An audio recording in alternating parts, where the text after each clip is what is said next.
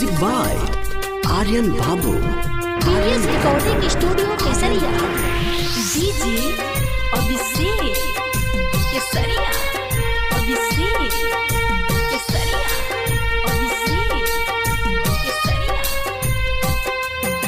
कबहू ना अखिया रोइत रे दिल मौत के राह ना जोहित रे।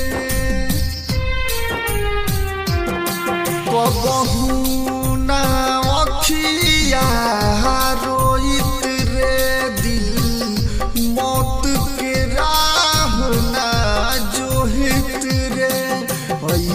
से तन्हाई में रह के अकेला ए हो सनम ना सितम सहती। काश तू हमके ना मिलतू तो शायद हम ना गम सहती। काश तू हमके ना मिलतू तो शायद हम ना गम सहती।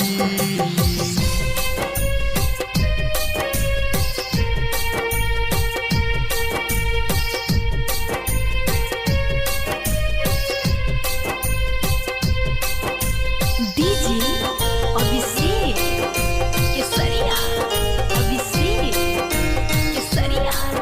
अभिषेक केसरिया।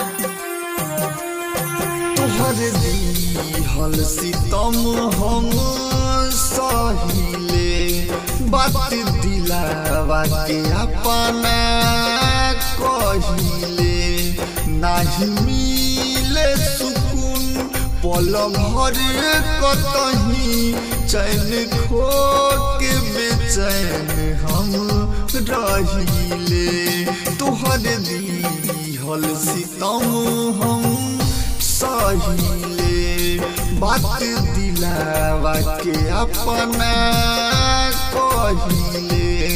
नाही मिले सुकून पल भर कतही चैन खो के बेचैन हम रहिले। हम खुश रहती दुनिया में अपना नाही कोनो कसम सहती। काश तू हमके ना मिलतू तो शायद हम ना गम सहती। काश तू हमके ना मिलतू तो शायद हम ना गम सहती।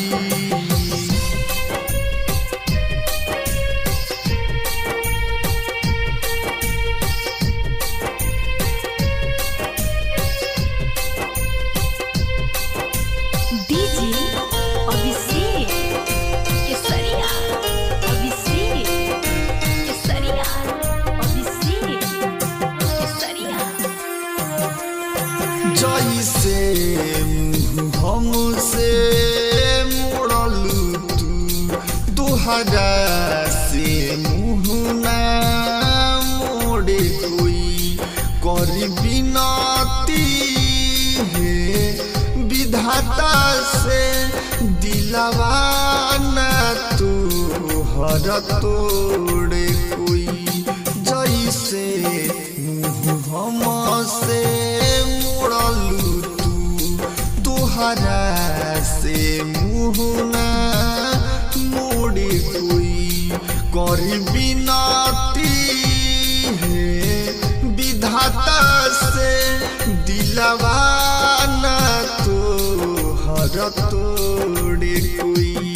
के सब बात कहे रोते रोते नाही प्यार के कोनो रसम सहती। काश तू हमके ना मिलतू तो शायद हम ना गम सहती काश तू हमके ना मिलतू तो शायद हम ना गम सहती। PS रिकॉर्डिंग स्टूडियो केसरिया।